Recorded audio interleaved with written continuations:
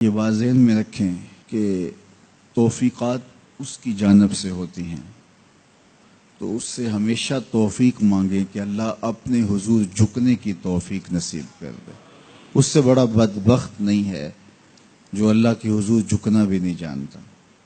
فجر کی اذان ہو رہی ہے اور وہ سو رہا ہے، ظہر گزر گئی کھیل کود میں لگا ہے، عصر گزر گئی وہ اپنے کاروبار میں منہمک ہے، مغرب عشاء گزر گئی اس کو خبر بھی نہیں، 5 نمازیں 5 اوقات میں گزر گئی اور اس کا سارا وقت غفلت میں گزر گیا۔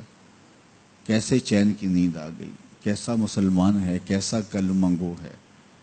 اللہ کی حضور سجدہ ریزی کی سارا دن توفیق نصیب نہیں ہوئی، پھر اگلا دن بھی یوں گزر گیا، زندگیاں گزر جاتی ہیں، توفیق سجدہ نصیب نہیں ہوتی۔ اس شخص سے بڑا بدبخت کوئی نہیں جس کو اللہ کے حضور جھکنا نصیب نہیں ہوتا۔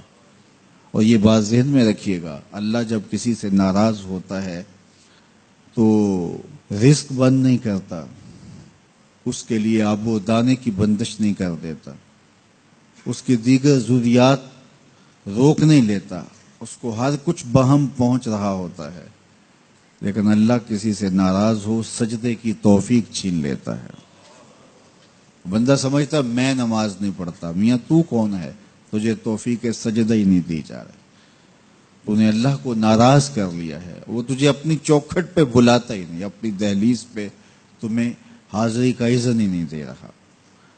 تو اس سے معافی مانگو اور 5 گانا باجماعت نماز شعار زندگی بناؤ۔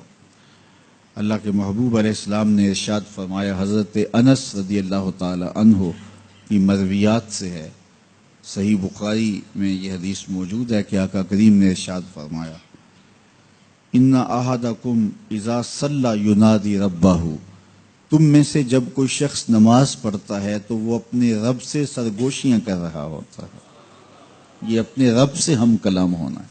حضرت سہل بن عبداللہ تستری کسی جنگل میں رہتے تھے، کچھ لوگ انہیں ملنے گئے تو کسی نے پوچھا واپسی پہ کہ حضرت یہاں تنہائی میں دن اور راتیں کیسے کاٹتے ہو؟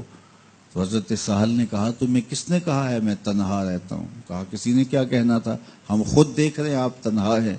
فرمایا تم نے غلط دیکھا، میرا جب اس سے باتیں کرنے کو جی چاہتا ہے تو میں نماز کے لیے کھڑا ہو جاتا ہوں، اور جب اس کی باتیں سننے کو جی چاہتا ہے تو قرآن کھول کے بیٹھ جاتا ہوں، کبھی اپنی سناتا رہتا ہوں کبھی اس کی سنتا رہتا ہوں۔ تمہیں کس نے کہا میں تنہا رہتا ہوں؟ میں تو دم دم اپنے رب کے ساتھ رہتا ہوں۔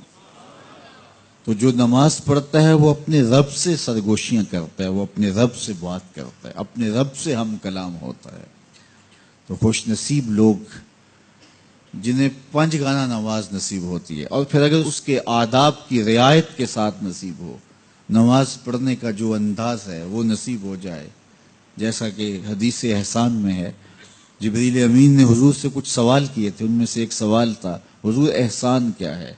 تو فرمایا تو اپنے رب کی عبادت اس طرح کرے کأنک تراہ، گویا تو اسے دیکھ رہا ہے، یہ تیری کیفیت ہو کہ تو اپنے رب کا دیدار کر رہا ہے۔ اللہ اکبر۔ حضرت سیدنا علی المرتضیٰ رضی اللہ تعالی عنہ سے کسی نے پوچھا کہ جس رب کی عبادت کرتے ہو کبھی اس کو دیکھا بھی ہے، کبھی اس کیفیت سے بھی گزرے ہو؟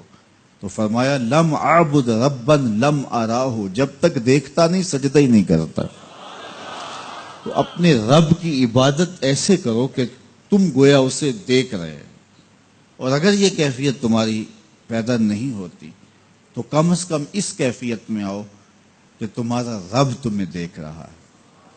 اور یہ تصور بھی کون سا کم ہے کہ میرا مالک مجھے محبت کی نگاہ سے دیکھ رہا ہے، اس تصور میں سرشاری طاری ہو جاتی ہے کہ میرا مالک مجھے دیکھ رہا ہے۔ تو وہ انتہائی کیفیت ہے کہ اپنے رب کی عبادت اس طرح کرو کہ گویا تم اسے دیکھ رہے، اور اگر وہ کیفیت طاری نہیں ہوتی تو اس کیفیت میں ڈوب جاؤ کہ وہ تمہیں دیکھ رہا ہے۔ اگر یہ کیفیت بھی نصیب ہو جائے تو نماز کی لذت نصیب ہو جائے، نماز کا سرور نصیب ہو جائے، نماز کا حظ پیدا ہو جائے۔